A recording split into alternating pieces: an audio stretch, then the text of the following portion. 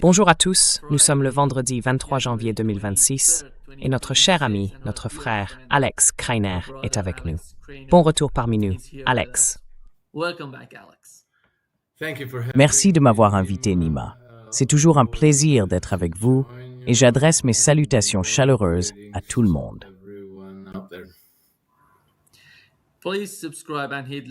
Veuillez vous abonner, cliquez sur le bouton j'aime et suivre Alex sur son Substack. Alex, j'ai oublié d'ajouter ton Substack, juste sous ton nom, dans le titre. Peux-tu dire à notre public comment ils peuvent te suivre? Oui, bien sûr.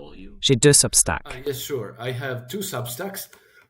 There is 2 publications on Substack. One is the Daily Market. Il y a 2 publications sur Substack. L'une est la lettre d'information quotidienne sur les marchés intitulée iSystem Trend Compass. L'autre est mon Substack personnel, appelé Alex Kreiner's Substack.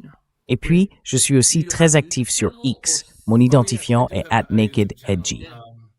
Oui, très bien. As-tu une chaîne YouTube? Oh oui, j'ai une chaîne YouTube. Je ne sais pas exactement comment elle s'appelle. Je crois qu'elle s'appelle simplement Alex Kreiner maintenant. C'est super de... Oui, exactement.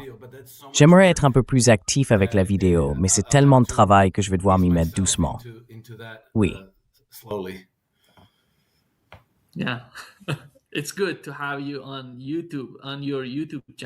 C'est un plaisir de te retrouver sur YouTube, sur ta chaîne YouTube. C'est toujours agréable. Oui, merci. Alex, laisse-moi commencer par la situation en Asie de l'Ouest. Tu sais que je suis actuellement à Téhéran et nous savons que des dizaines de chasseurs américains se trouvent en Jordanie et qu'ils renforcent leur puissance militaire dans la région. L'un des porte-avions américains est en train de s'approcher d'ici, en Asie de l'Ouest, dans la région. Quand on regarde ce qui s'est passé au cours des 2 dernières semaines, il y a eu une énorme machine de propagande. Tu, Alex. Être en Iran et voir ce qui s'est passé ces 2 dernières semaines et comment ils ont utilisé chaque stratagème.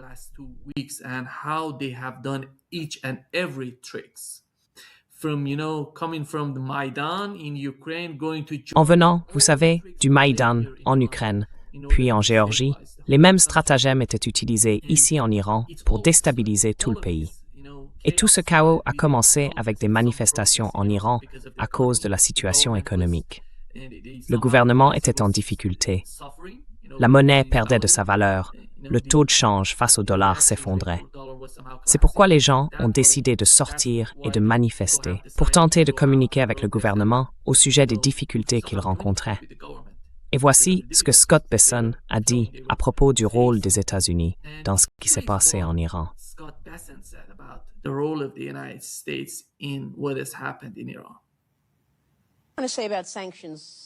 Je voudrais poser une question sur les sanctions, un autre sujet sur lequel vous travaillez bien sûr. Que prévoyez-vous concernant l'Iran et l'impact dans ce domaine? Les sanctions sont-elles réellement efficaces? Et la même question s'applique aux sanctions secondaires ou aux droits de douane de 500% imposés aux pays qui achètent des produits énergétiques à la Russie.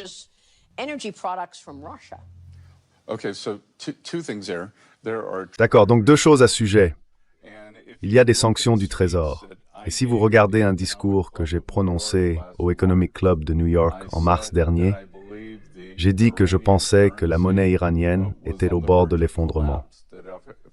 Que si j'étais un citoyen iranien, je retirerais mon argent. Le président Trump a ordonné au Trésor et à notre division OFAC, le Bureau du contrôle des avoirs étrangers, d'exercer une pression maximale sur l'Iran, et cela a fonctionné. Parce qu'en décembre, leur économie s'est effondrée. Nous avons vu une grande banque faire faillite. La banque centrale a commencé à imprimer de la monnaie. Il y a une pénurie de dollars. Ils ne peuvent pas obtenir d'importation. Et c'est pour cela que les gens sont descendus dans la rue. C'est donc de la diplomatie économique, sans qu'un seul coup de feu soit tiré. Et les choses évoluent.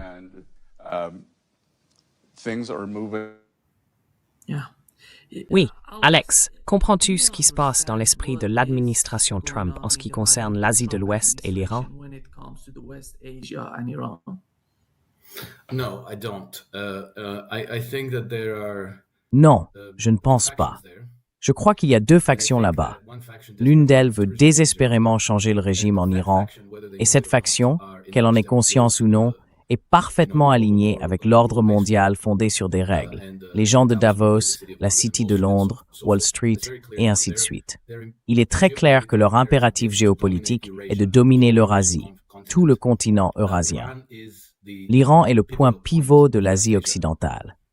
C'est là que passe le nouveau corridor international de transport nord-sud. Donc c'est une route commerciale extrêmement importante. C'est un pays très riche en ressources naturelles et très puissant sur le plan militaire.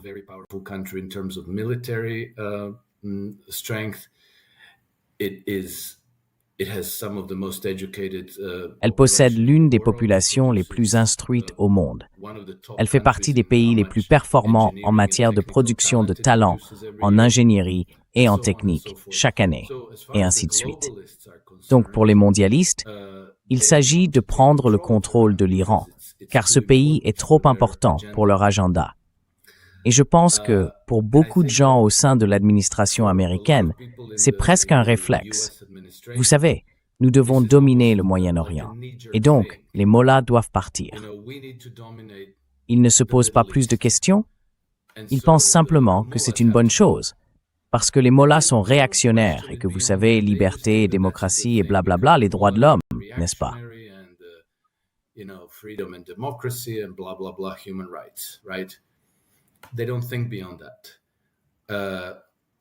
Ils ne réfléchissent pas au-delà de cela.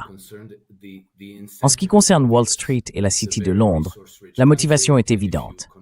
C'est un pays très riche en ressources. Et si vous contrôlez le gouvernement, si vous avez le contrôle politique du pays, alors vous obtenez la richesse en ressources de ce pays, laquelle, vous savez, par la magie de notre système monétaire frauduleux, devient immédiatement des actifs inscrits au bilan des banques occidentales. C'est donc de là que vient cette pression.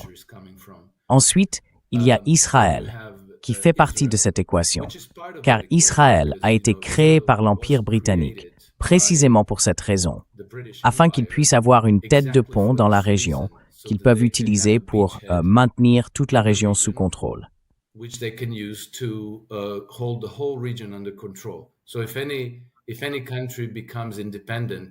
Ainsi, si un pays devient indépendant et ose dire non à l'Empire, voilà qu'Israël, toujours prêt à faire la guerre à la moindre occasion, entre en scène.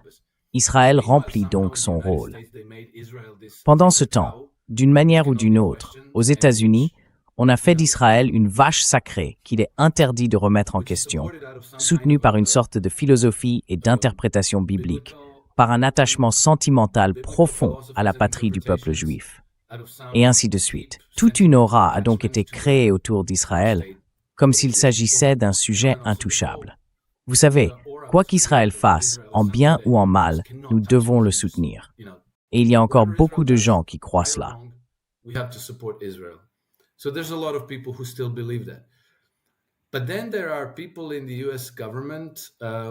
Mais il y a aussi des personnes au sein du gouvernement américain, Trump lui-même, je pense en fait partie, qui changent radicalement de cap, démantelant l'ordre mondial fondé sur des règles et qui comprennent la réalité des choses. Israël n'est pas un allié des États-Unis. Les intérêts de l'État d'Israël sont contraires à ceux des États-Unis. Et en renversant le régime iranien, ils aideraient en réalité les forces mondialistes qui sont leurs ennemis.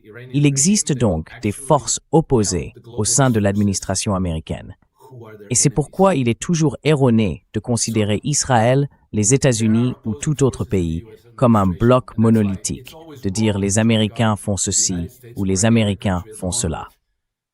La semaine dernière, j'ai parlé avec, enfin, nous n'avons pas vraiment parlé la semaine dernière, Nima, mais j'étais avec le professeur Glenn Deason et nous en discutions.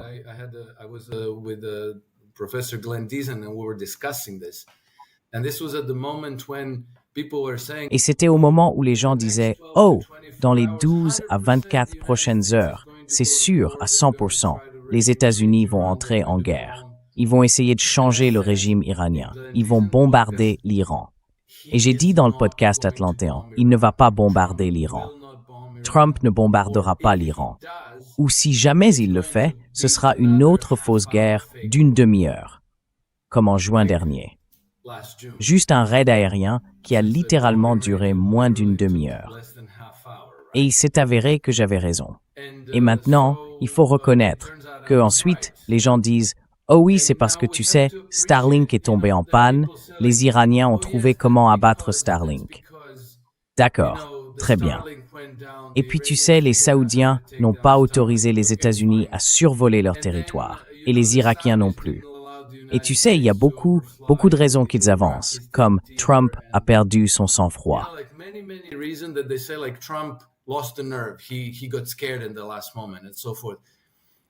Il a eu peur au dernier moment, et ainsi de suite. Mais il faut reconnaître que c'est 3 sur 3. 3 sur 3, parce que la première fois que des pressions ont été exercées sur Trump pour qu'il parte en guerre contre l'Iran, c'était en juin 2019. La deuxième fois, c'était l'été dernier, quand Trump a bombardé l'Iran, mais il s'agissait d'un total d'environ 40 missiles, Tomahawk et bombes anti-bunker, et cela a duré une demi-heure, moins d'une demi-heure. Et c'était la troisième fois. Et les 3 fois, soit il n'est pas allé en guerre, soit il a mené une sorte de fausse... Ce n'était pas faux, mais si l'on compare le raid de juin dernier contre l'Iran avec ceux contre la Libye, la Syrie ou l'Afghanistan, Fallujah, les vraies guerres, la différence est très claire. Ce n'était pas une vraie guerre. Et ensuite, les Iraniens ont répliqué de la même manière.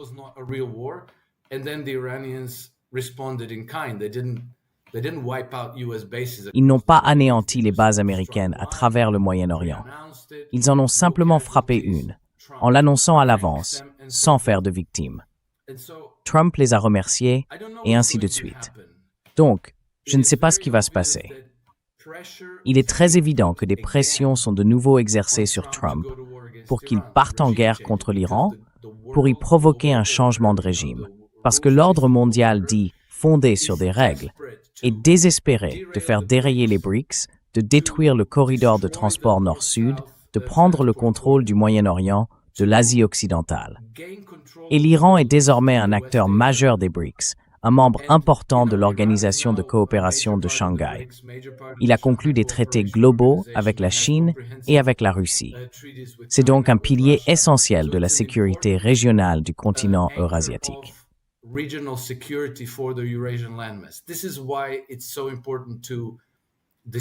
C'est pourquoi, disent-ils, il est si important de détruire l'Iran, ou du moins de le ramener dans l'orbite occidentale en imposant démocratiquement un Shah au peuple iranien. Mais je ne pense pas que Trump adhère à ce projet. Je ne le pense vraiment, sincèrement pas.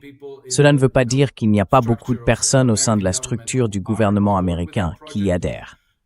Et nous savons aussi que déjà en 2019, nous avons appris qui faisait pression sur Trump pour qu'il lance une guerre contre l'Iran.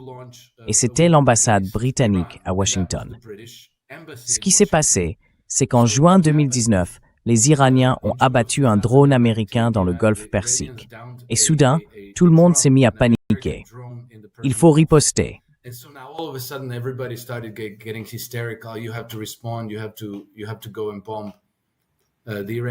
Il fallait aller bombarder les Iraniens. Et Trump a dit non. Après son refus, l'ambassadeur britannique à Washington, Sir Kim Darroch, a envoyé une série de télégrammes au Foreign Office à Londres pour exprimer sa frustration. Il a traité Trump de tous les noms, disant qu'il était incompétent, pas sérieux, chaotique et peu fiable.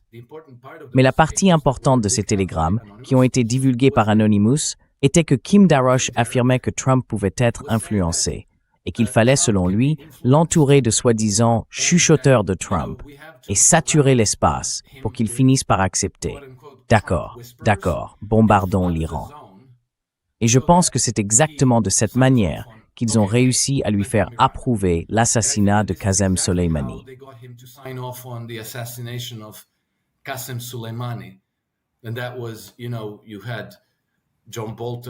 Et donc, tu vois, il y avait John Bolton, Mike Pompeo et tous ces personnages. Et puis, dans ces câbles, ils ont révélé d'autres noms de personnes qui soutenaient pleinement l'agenda britannique visant à renverser le régime iranien. Donc tu vois, c'était les Britanniques en 2019. Maintenant, cette année, ceux qui sont en première ligne, ce sont les Israéliens. Mais souviens-toi de ce que nous avons dit. Israël a toujours été un projet impérial britannique, servant précisément ce but, contrôler la région riche en pétrole. Et, j'ai fait pas mal de recherches dernièrement, car j'essaye de comprendre quelle est la position de l'administration Trump sur la question de la Grande-Bretagne. En sont-ils conscients?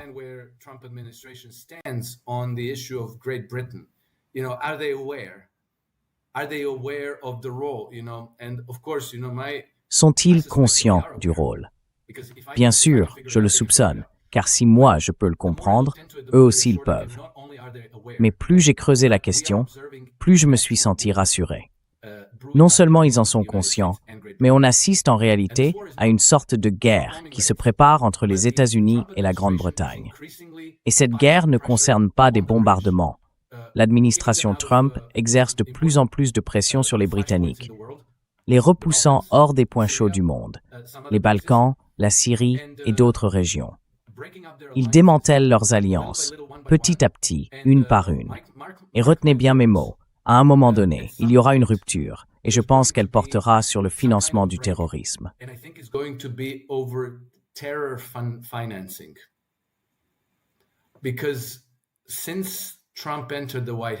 Depuis que Trump est entré à la Maison-Blanche, une enquête est en cours.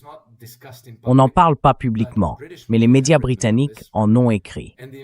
L'enquête porte sur le problème des gangs de prédation. D'accord? Cela semble être une affaire interne britannique qui a éclaté il y a une dizaine d'années, puis s'est apaisée. On aurait dit qu'il l'avait relégué aux oubliettes jusqu'à ce que Trump arrive à la Maison-Blanche. Et soudain, tout a ressurgi. La personne qui mène cette initiative, c'est Elon Musk. Leading the charge on this is Elon Musk.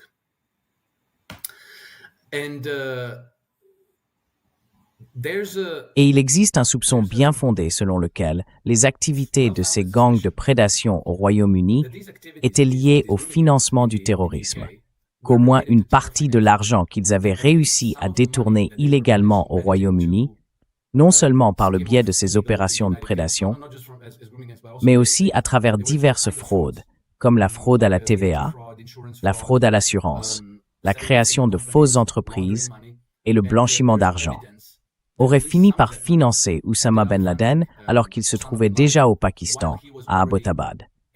L'argent y a été retracé jusqu'à lui. Aux États-Unis, des rapports à ce sujet ont émergé plus tôt cette année et l'année dernière.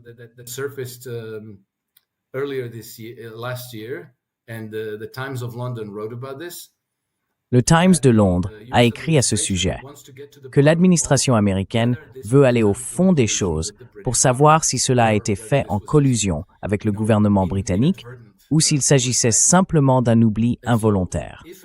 Ainsi, lorsque cela sera révélé, il semble que la personne clé dans toute cette affaire soit Keir Starmer, ce qui explique pourquoi il a été si hystérique, essayant de faire fermer X, de se débarrasser d'Elon Musk d'une manière ou d'une autre, et pourquoi ils ont mis en place ce système de censure incroyablement draconien, emprisonnant plus de 12 000 personnes pour des publications sur les réseaux sociaux. C'est parce qu'ils ont très, très peur, et qu'ils veulent étouffer tout cela avant que le public britannique ne prenne conscience de tout ce qui se passe. Becomes aware of everything that's going on. And another person who is very central to this is Gordon. Et une autre personne qui joue un rôle très central dans tout cela est Gordon Brown. Donc, Keir Starmer, Gordon Brown et très probablement aussi Tony Blair. C'est un conflit direct. Revenons à l'Iran. Pourquoi Trump aiderait-il alors l'Iran, Israël et la Grande-Bretagne à se débarrasser du régime iranien aujourd'hui? Cela n'a pas vraiment de sens. Je me souviens qu'après la brève guerre de 30 minutes du 25 juin, Trump avait explicitement déclaré qu'il n'était pas intéressé par un changement de régime en Iran. Et je crois que c'est toujours le cas. Et dans une certaine mesure, le sommet du gouvernement iranien le comprend. Et ils ont des communications étendues, sinon directement avec Trump et son gouvernement, du moins indirectement par l'intermédiaire du Kremlin. Indirectly through the Kremlin.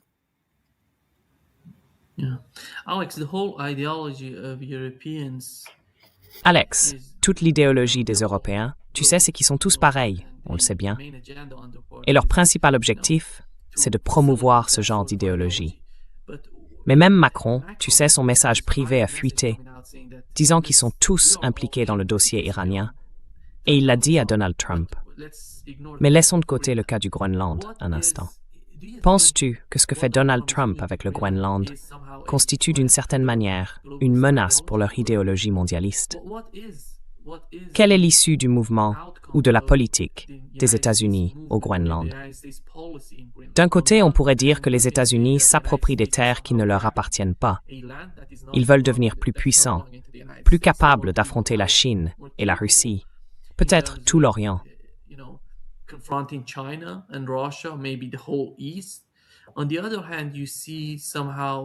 D'un autre côté, on voit leurs partenaires, leurs alliés, comme le Canada, déclarer que l'ordre international fondé sur des règles est en quelque sorte révolu. Ce sont des déclarations considérables, après tout, car il ne s'agit pas d'un programme mondialiste lorsque l'on parle d'ordre international fondé sur des règles. C'est le cœur même du système mondialiste. Comment voyez-vous cela? Il me semble que les Européens, avec le Canada, se trouvent dans une situation désespérée.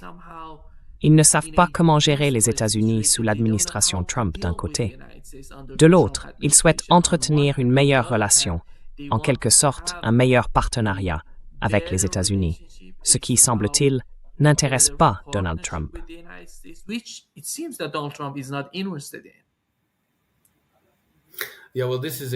Oui, eh bien, c'est exactement ça, Nima. L'administration Trump démantèle très clairement et sans équivoque l'ordre mondial établi après la Seconde Guerre mondiale, qui constituait la base de tout leur programme visant à dominer le monde à l'avenir, à imposer un ordre mondial unique à tout le monde. Et c'est là que même la guerre en Ukraine faisait partie du plan, car cette guerre visait à démanteler la Russie. Il comptait provoquer un changement de régime en Russie. Et ensuite, s'il parvenait à placer, disons, un Juan Guaido, un nouveau Boris Eltsine au Kremlin, ils auraient utilisé la Russie à 100% pour soumettre la Chine. Ils auraient alors dominé le continent eurasiatique et pris le contrôle. Mais Trump, de toute évidence, n'est pas intéressé par cela. Et il a commencé à désengager les États-Unis de la guerre en Ukraine. He began to extricate the United States from the Ukraine war, and the really important part. Et la partie vraiment importante là-dedans, c'est la garantie de sécurité. Parce que, si vous vous souvenez, lorsque Trump est arrivé à la Maison-Blanche, la pression a commencé à monter. Des gens faisaient des allers-retours à Washington, en sortaient, et ainsi de suite. Ils essayaient de manœuvrer Trump pour qu'il accorde une garantie de sécurité à l'Ukraine. Ce que ça signifiait, c'est qu'à ce moment-là, les Britanniques, les Français, les Allemands pouvaient peut-être envoyer quelques troupes sur le terrain en Ukraine. Et ensuite, si ces troupes étaient attaquées par les Russes, comme les Russes disaient qu'ils le feraient, les Européens diraient « Ah, maintenant, vous devez honorer votre garantie. Maintenant, vous devez venir nous tirer d'affaire. » You have to make do on your guarantee. Now you have to come and bail us out. And there you have then American troops on the ground in Ukraine. Et voilà, des troupes américaines au sol en Ukraine. C'était l'objectif de tout cela. Et Trump a dit, non, je ne ferai pas ça. Vous pouvez m'acheter des armes, vous pouvez faire ce que vous voulez, mais nous ne donnerons pas de garantie de sécurité. Et c'est tout. Cela compromet maintenant tout leur plan, parce que s'ils ne peuvent pas faire tomber la Russie, ils ne peuvent pas faire tomber la Chine. Et ils perdent leur hégémonie sur, la masse continentale eurasienne. Et sans cela, ils ne sont rien. Bon, je ne sais pas si tu m'entends, Nima, parce que je viens de perdre ton image. Il est indiqué que tu es hors ligne. Très bien, je vais continuer à parler parce que... Ah, te revoilà, Nima. Je vais continuer à parler parce que je vois qu'il y a des gens sur le podcast. D'accord.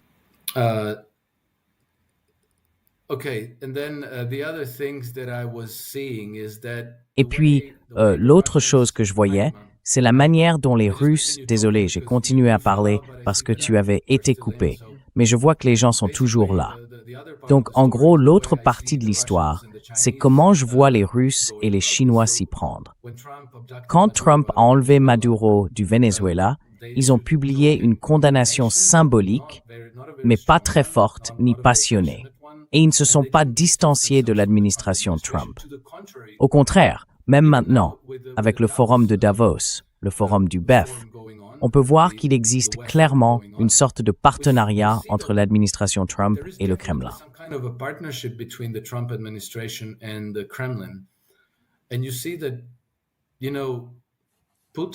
Et tu vois, tu sais, Poutine est presque en train de troller les mondialistes avec Trump. Parce que je te jure, je pensais que c'était de l'IA, mais on dirait que c'est réel. Quand Vladimir Poutine se lance dans toute une liste d'articles et de prix immobiliers, suggérant combien les États-Unis devraient payer pour le Groenland. Et j'ai trouvé ça tellement étrange, parce que c'est comme si Poutine sortait un chiffre du genre 158 millions de dollars que les Américains devraient payer pour le Groenland. Ce qui veut dire ils n'y sont pas opposés. Ils ne condamnent pas les États-Unis. Ils ne rejettent pas l'idée. Ils ne disent pas « Eh bien, si vous essayez de prendre le Groenland, nous viendrons vous en empêcher. »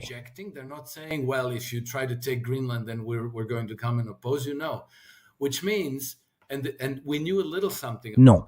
Ce qui signifie, et nous en savions déjà un peu à ce sujet, que lorsqu'ils se sont rencontrés en Alaska, une partie de leur discussion portait sur la stratégie arctique.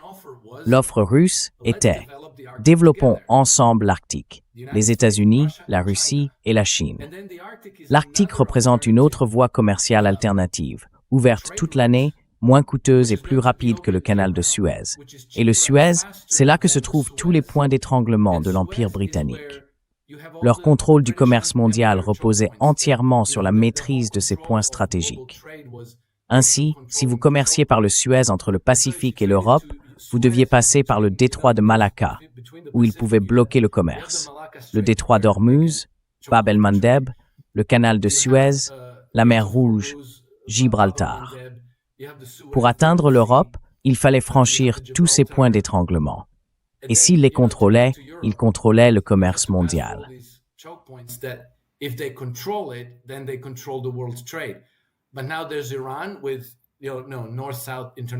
Mais maintenant, il y a l'Iran, avec la route commerciale internationale nord-sud, et puis il y a l'Arctique. Ainsi, les États-Unis interviennent comme partenaires stratégiques dans le développement de l'Arctique avec les Russes. Et les Russes ne réagissent pas de manière hystérique. Ils disent quelque chose comme « Très bien, si les Américains paient environ 158 millions aux Danois, tout ira bien, et nous pourrons continuer les affaires. » C'est donc vraiment fascinant à observer. Mais vous savez, il faut être prudent dans la manière dont on interprète l'administration Trump, car premièrement, ce n'est pas un bloc monolithique. Certains tirent dans le sens d'une intégration multipolaire, tandis que d'autres restent fidèles au système globaliste, à l'OTAN, aux alliés européens.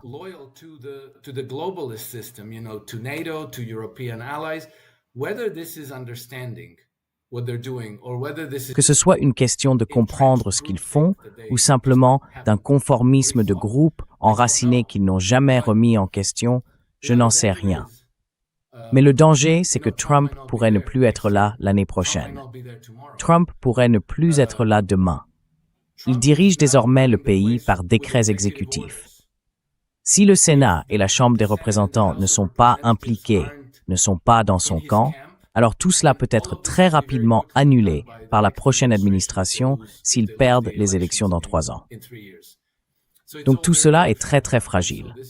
Et c'est, je pense, la raison pour laquelle Trump est désespéré d'obtenir de grandes victoires, tu vois? Oui, mais pour le moment, au moins il est clair qu'il bénéficie d'un certain soutien tacite de la part des Russes et des Chinois. Pour moi personnellement, c'est encourageant parce qu'ils en savent plus sur ce que fait Trump que nous.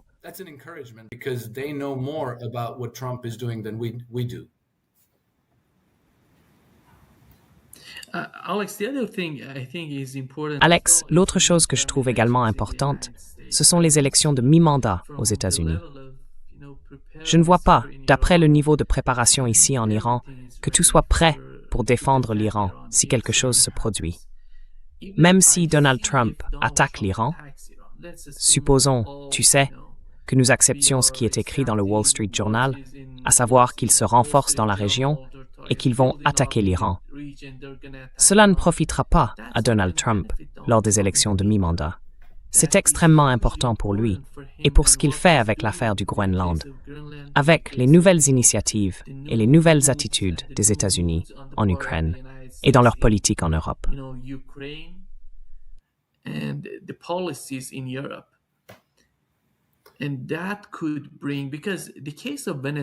Et cela pourrait entraîner, car dans le cas du Venezuela, après tout, on ne voit pas beaucoup de changements là-bas. Vous vous souvenez, Maduro était prêt. Il a même dit plusieurs fois, « Je suis prêt. Investissons au Venezuela. Venez et nous pouvons conclure un accord.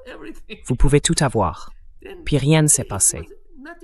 Depuis l'enlèvement du président du Venezuela, le nouveau vice-président est devenu président. Et tout va bien, il n'y a pas de chaos. Mais si des attaques contre l'Iran avaient lieu, cela se retournerait fortement contre l'administration Trump et contre la situation aux États-Unis. Cela donnerait un avantage aux démocrates qui sont prêts à, eh bien, vous savez, comment voyez-vous la politique intérieure?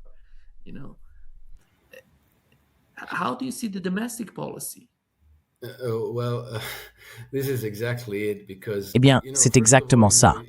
Parce que, vous savez, tout d'abord, si vous lisez le New York Times, le Wall Street Journal, le Financial Times ou le Washington Post, il faut comprendre que ces journaux appartiennent complètement au camp mondialiste. Ils mènent donc souvent des opérations psychologiques. Parfois ils écrivent des choses qui sont carrément fausses, totalement inexactes, ou ils inventent des histoires. Ils diront quelque chose comme « Oh, 3 sources proches du dossier ont déclaré X, Y, Z ». Et ils essaient de saper la confiance dans l'administration Trump du côté, disons, des Russes et des Chinois.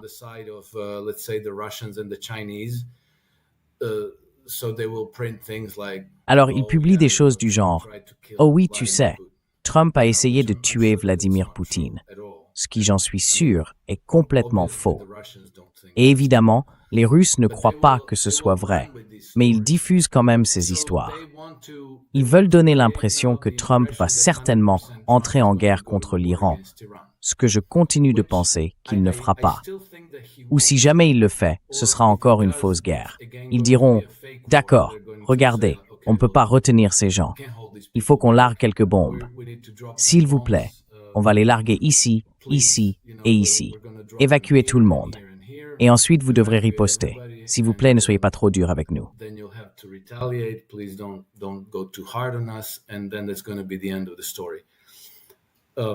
Et puis ce sera la fin de l'histoire. Mais en attendant, le contrôle du récit est très très important, car il crée des attentes, il crée une pression publique, il crée en somme une sorte d'hystérie négative contre Trump. C'est pourquoi je conseille toujours à tout le monde, arrêtez d'écouter Trump. N'écoutez pas ce qu'il dit. Regardez le résultat. Regardez les résultats. Le Venezuela, par exemple, ils ont écarté Maduro, mais ils n'ont pas changé le régime vénézuélien. Rien n'a changé dans le régime du Venezuela. Et maintenant, Trump fait tout pour dire à quel point, vous savez, il couvre d'éloges Delcy Rodriguez et son gouvernement. Un grand leadership.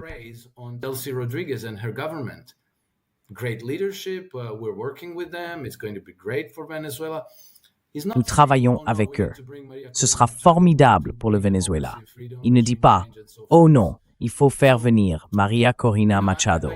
Il faut instaurer la démocratie et la liberté, un changement de régime, et ainsi de suite. » Donc vous voyez, je suppose qu'on adopterait la même approche avec l'Iran. Je ne sais pas comment il va s'y prendre, mais peut-être que ce Conseil pour la paix à Gaza pourrait en être un mécanisme. Vous savez, parce qu'ils vont faire venir beaucoup de gens comme Benjamin Netanyahu et Tony Blair. Mais aussi, de l'autre côté, il essaye d'impliquer Vladimir Poutine, de sorte que ces personnes devront se parler entre elles. Et peut-être que cela lui permettra d'atténuer l'offensive des mondialistes contre l'Iran. Enable him to blunt the edge of the globalists against Iran and to seek other solutions, to seek, et chercher d'autres solutions. Chercher, vous savez, des accords, des ententes, des solutions diplomatiques, et en quelque sorte apaiser les tensions. Je ne sais pas. Mais, vous savez, il faut garder à l'esprit qu'à 3 reprises, Trump a réussi à se débrouiller pour éviter d'entrer en guerre contre l'Iran, parce que, évidemment, il ne le voulait pas. C'est évident. Et vous avez raison, si les États-Unis entraient en guerre contre l'Iran, ce serait une catastrophe absolue pour les États-Unis et pour Israël, car les Iraniens seraient capables d'anéantir complètement à la fois Israël et les 22 bases militaires occidentales de la région, ou quel que soit le nombre exact de bases. How many bases are there? Wait, 60 bases? 60 bases and 22, Attends, 60 bases? 22,000 Non, troops. 60 bases et environ 22 000 soldats. Ils pourraient être anéantis. Les risques sont énormes. Bon, parlons des avantages. Qu'est-ce que Trump gagnerait exactement à renverser le régime iranien? Est-ce que quelqu'un en parle vraiment? Je n'ai pas entendu beaucoup de gens en discuter, mais à mon avis, presque rien. Absolument rien. Ce serait une aventure extrêmement dangereuse, avec énormément d'inconvénients et très peu d'avantages. Et ces avantages seraient probablement immédiatement récupérés par les Israéliens et les Britanniques, tu sais, en prenant le contrôle des ressources, etc. Je ne vois pas pourquoi Trump ferait ça. I don't see why Trump would do this.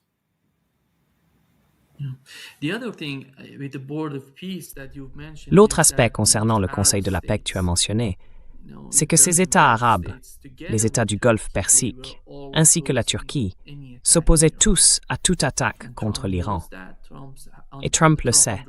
Trump comprend ce qui se passe dans l'esprit de ces gens, parce que ces pays, ces États arabes, ont une peur totale d'Israël, Alex, pour être honnête. Oui, on le voit tous les jours. Chaque déclaration que tu entends de la part des États arabes, tu peux percevoir cette peur dans leur politique étrangère, dans leur stratégie.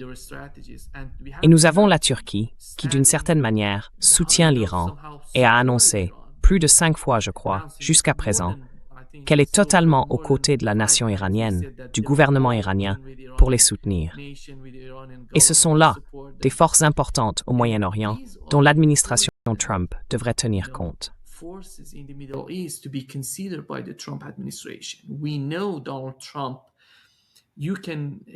Nous savons que Donald Trump, d'une certaine manière, admire Erdogan, par exemple. Il entretient une amitié étroite avec les États arabes, avec le Qatar, et il se soucie, à mon avis, de ce dont il parle.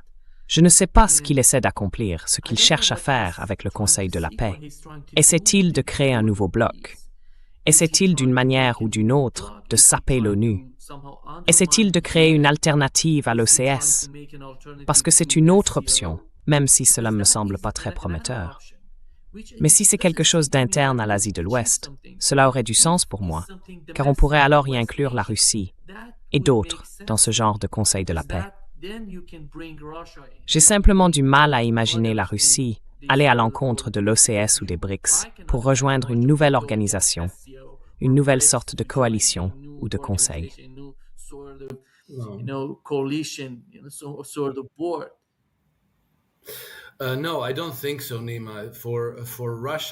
Non, je ne pense pas, Nima. Pour la Russie, l'Iran est bien trop important pour se lancer dans une sorte d'aventure temporaire avec les Israéliens et les États arabes, qui sont tous extrêmement peu fiables. L'Iran est un partenaire fiable pour la Russie, les autres ne le sont pas. Mais cela pourrait servir de plateforme pour, disons, exercer une influence significative sur les Israéliens. Vous savez, c'est possible. Simplement un forum, un organisme que les Israéliens ne peuvent pas ignorer. Alors, voyons et découvrons. Je ne sais pas quelle est la manœuvre, mais elle est manifestement importante. Et nous pouvons déjà voir que les Russes ont dit « Nous sommes intéressés, mais nous ne rejoindrons pas à moins que le peuple palestinien n'obtienne des droits et des protections complets. »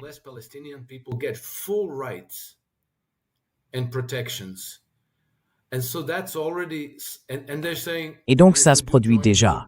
Ils disent « Si nous rejoignons, voici $1 milliard. » C'est donc déjà vous savez, une certaine pression sur les Israéliens, parce que maintenant Trump peut se tourner vers Benjamin Netanyahou et lui dire « Écoute, nous voulons que les Russes participent à cela. Ils sont une partie importante de l'équation. Ils sont à Tartus, ils sont ici, ils sont là, ils jouent un rôle clé en Syrie.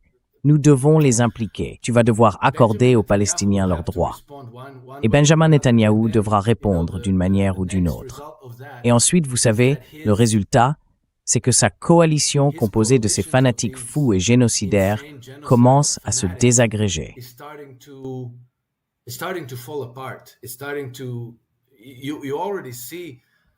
On peut déjà voir que Bezalel Smotrich a prononcé un discours où il parle désormais non seulement contre les Russes, mais aussi contre Donald Trump lui-même. Donc vous savez, Israël va devoir se redéfinir. Et je pense que puisqu'ils ont détruit, puisqu'ils ont tué la solution à 2 États, la seule chose qu'ils pourront faire, c'est une solution à un seul État. Et dans cet État unique, les chrétiens, les musulmans, les Israéliens et les Juifs devront avoir des droits égaux. Ils devront être des peuples constituants égaux. Donc vous voyez, je n'ose pas faire de prédiction, je ne sais pas si c'est un fait, mais je peux voir comment ce Conseil de la paix pourrait être un moyen de commencer à pousser Israël dans cette direction.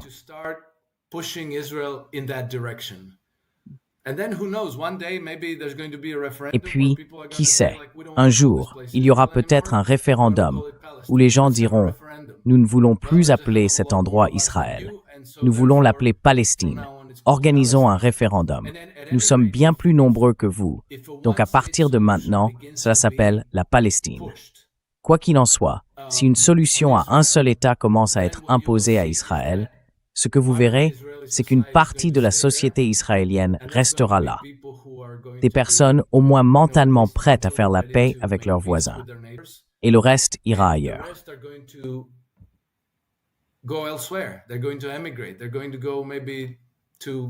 Ils vont émigrer. Ils vont peut-être aller en Patagonie, où apparemment ils acquièrent des terres qui, d'une manière ou d'une autre, ont brûlé. Quelle chance, n'est-ce pas?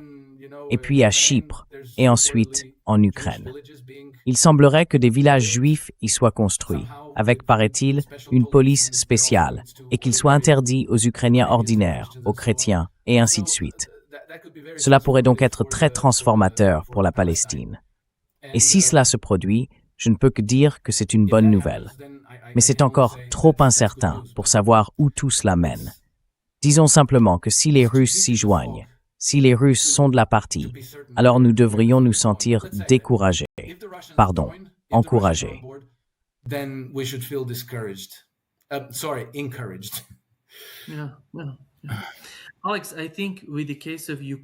Oui, Alex, je pense que dans le cas de l'Ukraine, nous pouvons être plus optimistes en raison des discussions qui se tiennent en ce moment à Abu Dhabi entre la Russie, l'Ukraine et les États-Unis. D'un autre côté, quand on voit Poutine déclarer qu'$1 milliard parmi ses avoirs russes aux États-Unis, si je comprends bien, il s'agit de 5 milliards au total, ira à la reconstruction de la Palestine, comme l'a souligné Vladimir Poutine. La Russie a décidé de faire cela pour faciliter le processus pour Donald Trump et son administration. Tu sais, parce que ses avoirs sont gelés. Si tu en retires 1 milliard, alors tu peux tous les libérer. C'est une sorte d'astuce, une forme de coordination, semble-t-il, entre les deux administrations.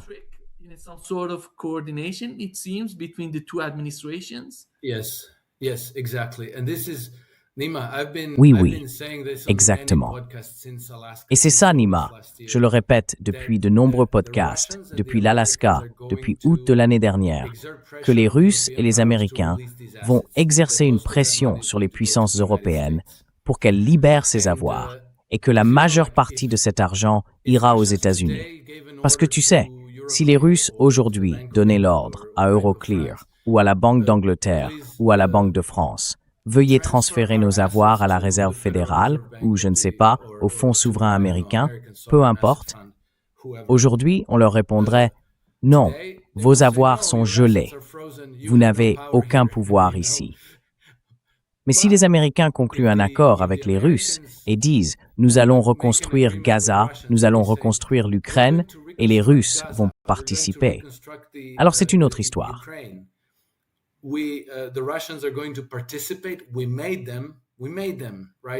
Nous les avons forcés. Nous les avons forcés, n'est-ce pas? Trump dit, nous avons obligé les Russes à participer. Alors maintenant, s'il vous plaît, débloquez ces fonds et mettez-les dans cette poche ici. Eh bien, vous savez, Trump a bel et bien du pouvoir dans cette affaire. Et les Européens ne vont pas pouvoir dire non. Et maintenant, surtout quand on fait intervenir le Conseil de la paix de Gaza dans tout cela, les Européens auraient l'air extrêmement mauvais s'ils refusaient. Ces avoirs doivent rester, vous savez, en Belgique, à Paris ou à Londres. Et alors l'opinion publique mondiale va dire « Vous voulez dire que vous voulez que le peuple palestinien continue à mourir de faim et de froid parce que vous avez un différend avec les Russes. » On voit donc bien comment tous ces petits jeux fonctionnent. Mais j'avais absolument prédit que cela allait se produire. Et maintenant, on dirait bien que c'est en train d'arriver.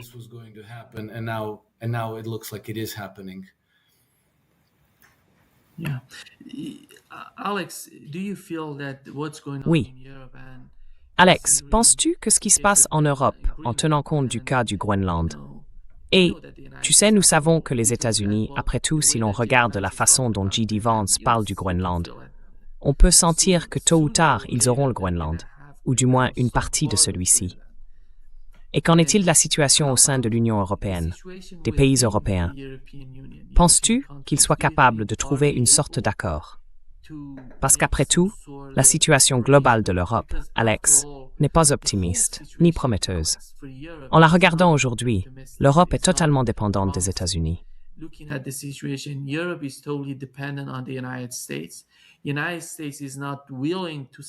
Les États-Unis ne sont pas disposés à sacrifier quoi que ce soit pour l'Europe, parce qu'ils sont en concurrence avec la Chine. Ils sont en compétition.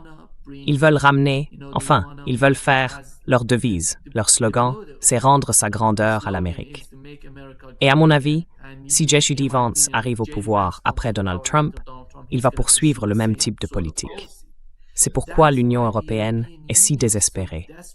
Elle ne peut pas l'ignorer. Je ne sais pas si vous avez vu Merz parler au Forum économique, disant qu'ils allaient protéger le Danemark et le Groenland de la menace russe.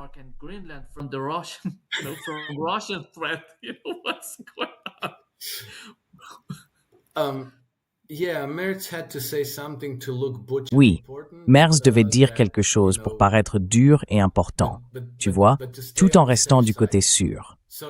C'est comme les chiens qui aboient férocement quand ils pensent qu'il y a une barrière entre eux et le gros chien là-bas. Mais quand tu enlèves la barrière, ils deviennent tout calmes et apeurés. Il n'ose pas aboyer contre les Américains parce qu'il sait qu'il se prendrait une claque, mais il peut aboyer contre les Russes parce qu'il sait qu'il est protégé. Il peut faire semblant d'être dur. C'est ce que j'entends de Merz. Quant au Groenland, écoute, je dois dire que je n'ai aucune idée de pourquoi Trump veut tant le Groenland. Mais manifestement, il le veut, et il n'est pas le premier, car de nombreuses administrations américaines ont déjà voulu acquérir le Groenland pour des raisons stratégiques.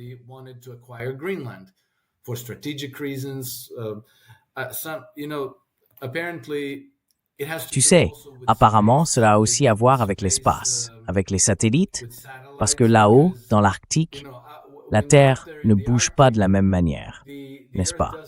Donc on peut avoir des installations de recherche et de communication qui restent connectées aux satellites.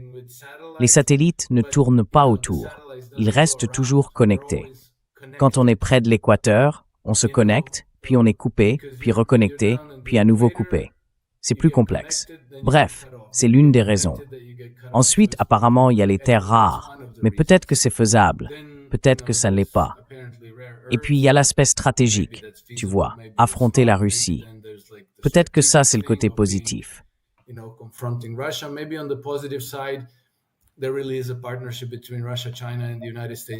Il existe réellement un partenariat entre la Russie, la Chine et les États-Unis pour développer l'Arctique, ce qui est sans aucun doute d'une grande importance stratégique. Mais je pense aussi que Trump utilise toute cette affaire pour bouleverser les alliances européennes. car on voit maintenant que certains dirigeants européens disent en gros, eh bien vous savez, cela prouve que l'OTAN est complètement obsolète. Nous devrions la dissoudre. L'Union européenne est totalement dysfonctionnelle. Ainsi, d'un côté, l'administration américaine soutient des mouvements politiques souverainistes en Europe. Des personnes comme Colin Georgescu, Viktor Orban, le parti AfD en Allemagne, le Rassemblement national en France, et ainsi de suite. Rassemblement national in France and so forth.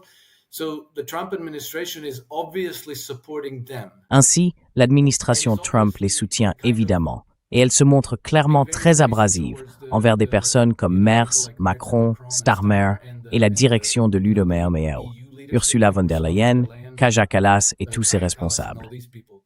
Je pense que Trump profite peut-être de la question du Groenland, qui dépasse ces divisions, pour les aggraver et forcer les gens à prendre parti. Et de toute évidence, beaucoup de personnes en Europe vont se retrouver dans des camps opposés, car certains diront « D'accord, peu importe, pourquoi le Danemark devrait-il le garder? Je ne veux pas m'impliquer là-dedans, je veux rester en bons termes avec les États-Unis. »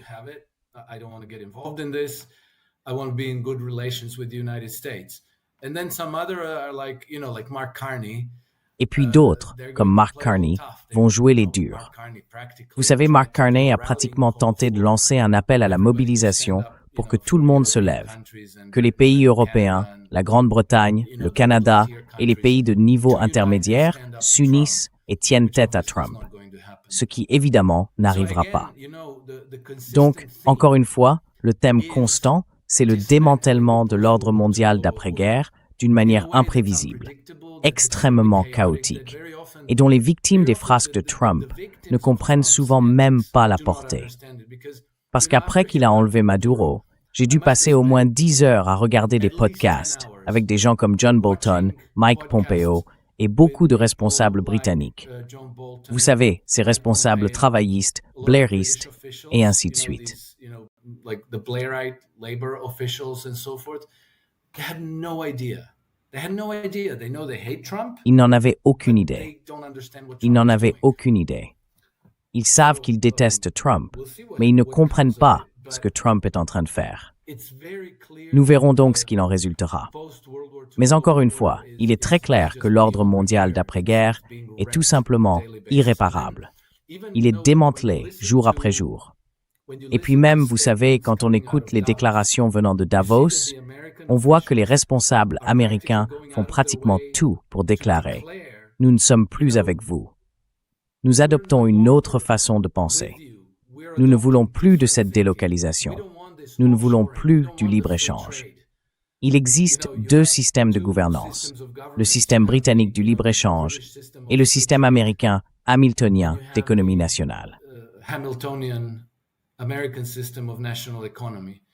And it's very often that people like Et il est très fréquent que des personnes comme Lutnick, Bannon et d'autres défendent avec vigueur le système américain d'économie politique. C'est évident. Mais eux, vous savez, en 2019, lorsque Trump est allé à Davos, il a été très abrasif. Il a été très conflictuel avec eux. Il leur a tenu un discours à la limite de l'hostilité. Ici, ils disent « Rejoignez-nous. Nous voulons bâtir la prospérité. Nous voulons stimuler la croissance économique. » Steve Bannon dit « Croître, bébé, croître. » C'est le nouveau slogan. Nous allons croître. Nous voulons bâtir la prospérité. Rejoignez-nous. Rejoignez-nous. Ils sont donc là dans la tanière du lion, dans le repère des vipères, et ils disent « Laissez ce système derrière vous. » Je dois lire la déclaration de Lutnick. I have to read out the Lutnick statement. He say that's a different way of thinking. Il dit que c'est une autre façon de penser. C'est complètement différent du WEF, du Forum économique mondial. Donc il leur dit cela en face. Et maintenant, toutes ces personnes se demandent, nous pouvons rejoindre les États-Unis et adopter un autre modèle, ou nous pouvons les affronter et peut-être finir dans une guerre commerciale, voire une guerre ouverte, ou être sanctionnés, car les Américains peuvent toujours vous imposer des sanctions et faire toutes sortes de choses. Donc je pense que beaucoup de gens vont se dire, on ne peut pas les battre, autant les rejoindre. Et ensuite tu vois, tout ce truc globaliste, cet ordre mondial unique, s'effondre et se dissipe. Just simply crumbles and dissipates. Alex, tu vis en Europe. Si tu devais dire ce qui unit l'Europe aujourd'hui, est-ce la haine de la Russie, la nouvelle et croissante haine envers la Chine? Qu'ont-ils d'autre en commun?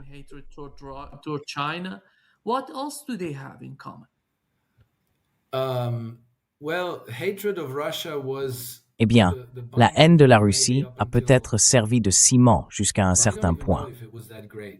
Enfin, je ne sais même pas si c'était si fort que ça. À mon avis, cela n'a pas vraiment fonctionné. Car même lorsque la guerre en Ukraine a commencé en 2022, les gens n'étaient pas unanimement opposés à la Russie. Je sais que, dans les 2 premières semaines de l'opération militaire spéciale, l'un des grands instituts français de sondage d'opinion a réalisé une enquête et a constaté que 56% des Français éprouvaient une certaine sympathie pour les causes russes. Plusieurs justifications de l'intervention militaire étaient mentionnées. Vous savez, comme les Russes veulent faire ceci ou cela. Et 56% des Français pensaient qu'au moins une de ces 4 raisons était valable.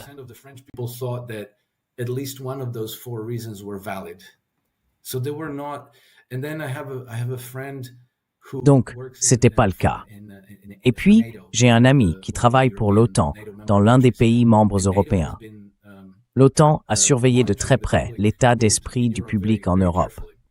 Ce que cette personne m'a dit, c'est que dans les pays occidentaux comme l'Espagne, la France, l'Italie et l'Allemagne, environ les 2/3 des gens sympathisaient avec le camp russe.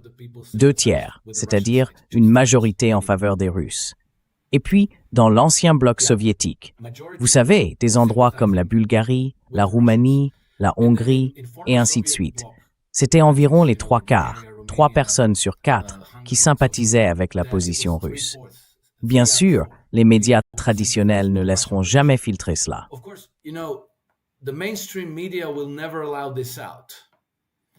And so they always create this impression that. Et donc, vous savez, ils donnent toujours l'impression que si vous ressentez quelque chose à propos d'un sujet, ou si vous avez certaines opinions à ce sujet, vous pensez être seul. Parce qu'ils essayent toujours de présenter cela comme la frange extrémiste, l'extrême droite, les racistes, ou peu importe les étiquettes qu'ils vous collent. Alors les gens n'osent pas le dire ouvertement. Mais de toute façon, ce lien, je pense, n'a jamais existé. La haine de la Chine, je ne pense pas que ce soit ça non plus. Je crois que nous sommes simplement dans un moment où les gens sont un peu désorientés. Ils sont trop nerveux pour exprimer librement ce qu'ils pensent. Et la direction de l'Union européenne avance presque sans opposition. Et si quelqu'un s'y oppose, ils le sanctionnent. Ils le réduisent au silence.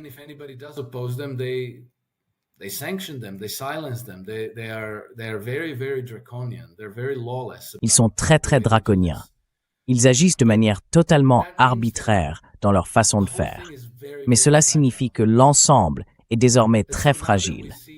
Et donc, maintenant que nous voyons l'administration Trump pratiquement changer de camp et que toutes ces opinions et croyances, selon lesquelles les Russes ont des préoccupations légitimes concernant l'Ukraine, sont connues, je pense que petit à petit, l'opposition grandit. L'opposition à l'Union européenne et à l'OTAN gagne du terrain, mais elle n'est pas encore ouverte. Un jour, elle le sera. Et je pense qu'à ce moment-là, nous assisterons à un changement très très rapide. Les Européens sont perdants sur le plan de la concurrence, sur le plan économique. Ils se sont rendus complètement insignifiants dans les affaires, la concurrence et le commerce. Militairement, diplomatiquement, à tous les niveaux. Ils ont brûlé leurs ponts avec les Russes. Et maintenant, ils parlent de brûler leurs ponts avec les Américains. Now they're talking about burning bridges with the Americans. They cut themselves off from Russian energy. Vous savez, ils se sont coupés de l'énergie russe. Maintenant, ils disent « Nous allons rompre tous les liens avec les États-Unis ». Ils ont détruit leurs relations avec les pays africains. Vous savez, très bien, vous pouvez faire tout cela, mais vous perdez le soutien du public, ce qui signifie qu'à un moment donné, le public vous chasse du pouvoir. Et n'oublions pas que Trump a complètement supprimé le financement de l'USAID et l'a démantelé. Mais ils n'ont jamais démantelé le National Endowment for Democracy. they never dismantled the National Endowment for Democracy. A National Endowment for Democracy is specialized in... Le National Endowment for Democracy est spécialisé dans les opérations de changement de régime et les révolutions de couleur. Alors, prêtons attention aux manifestations croissantes qui se préparent à travers l'Europe, en Roumanie, en Bulgarie, en France, en Belgique, en Allemagne.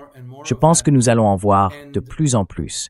Et vous savez, le printemps approche. Nous pourrions avoir un printemps européen en 2026. Et alors, des dirigeants comme Macron, Merz et Keir Starmer pourraient bien être balayés du pouvoir. Et je pense qu'il est tout à fait possible que nous assistions à une révolution radicale au Royaume-Uni.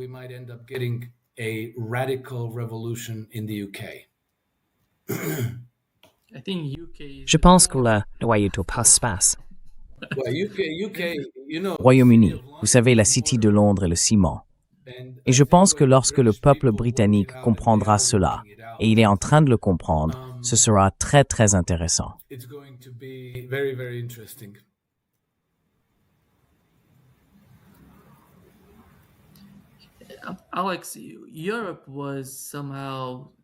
Alex, l'Europe disait qu'elle était prête à discuter avec la Russie, ce qui est positif, à mon avis. Mais ensuite, on voit la saisie d'un pétrolier russe. Le gouvernement français a décidé de saisir un pétrolier russe.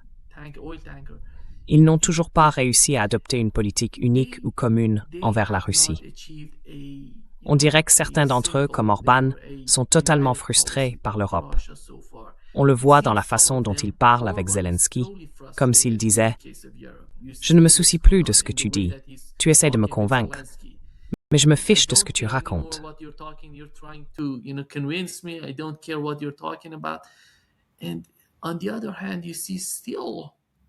Et d'un autre côté, on voit encore ces puissances dans la partie occidentale de l'Europe. Alex, je crois que l'Europe, sous la direction de ces personnes, ces dirigeants en Europe, se dirige vers des temps sombres, très très sombres. Quand on n'a aucune idée de l'avenir de l'énergie, qui va vous en fournir? Si Donald Trump ou quelqu'un aux États-Unis décide de vous imposer des sanctions, qui pourra vous aider? Alors, l'avantage sera entre les mains de ces pays qui disposent de l'énergie pour vous en fournir. Et il n'existe nulle part ailleurs une inquiétude comparable à celle que nous voyons aujourd'hui en Europe.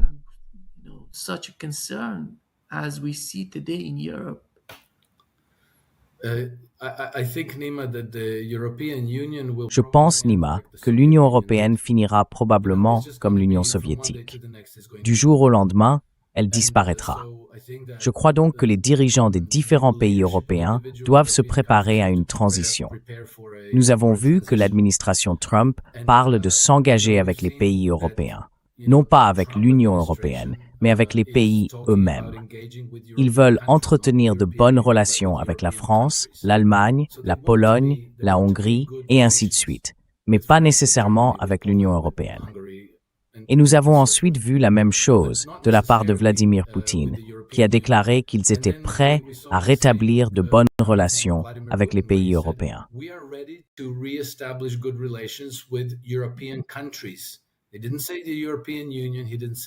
Il n'a pas parlé de l'Union européenne, il n'a pas parlé de l'OTAN, mais il a bien mentionné les pays européens. Donc je pense qu'à titre individuel, quand les Européens auront retrouvé leurs esprits et compris ce qu'on leur a fait, ils agiront ainsi, vous savez. Et nous savons déjà que des partis comme l'AfD ont déclaré « Quand nous arriverons au pouvoir, nous allons reconnecter les gazoducs Nord Stream et entretenir de bonnes relations avec la Russie. » Ces pressions s'accumulent au point que même Merz a dû s'exprimer publiquement et dire « Nous devons parler aux Russes ».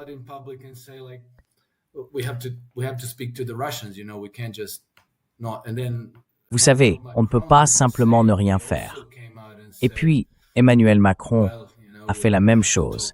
Il est aussi sorti en disant « Eh bien, vous savez, il va falloir parler aux Russes. » Tout le monde va devoir sortir et parler aux Russes, parce que la Russie est notre voisine. Nous devons entretenir de bonnes relations. Et pourquoi ne le ferions-nous pas? Faut-il tuer des millions de jeunes hommes à cause de la Russie, à cause d'un différend sur qui contrôle le continent eurasiatique? C'est la guerre des banquiers, pas celle du peuple. Et je pense que lorsque les gens commenceront à s'en rendre compte, déjà maintenant, personne ne veut aller à la guerre. Personne ne veut aller à la guerre.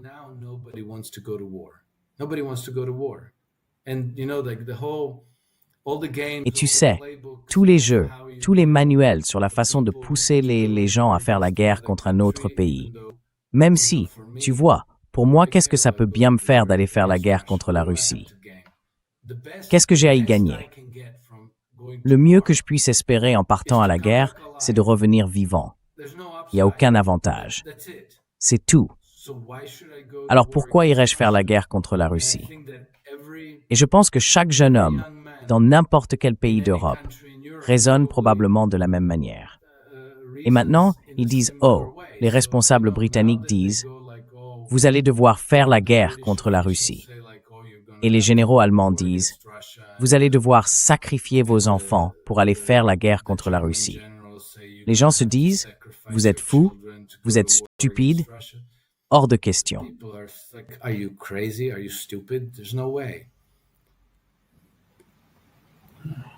Exactement. Merci beaucoup, Alex Kreiner, d'être avec nous aujourd'hui. Un grand plaisir, comme toujours. Le plaisir est pour moi, Nima. Chaleureuse salutations à tous ceux qui nous écoutent. À la prochaine, profitez bien de l'Iran et salutations toutes particulières si nous avons des auditeurs iraniens. Oui. À bientôt, Alex. Au revoir. Bye bye.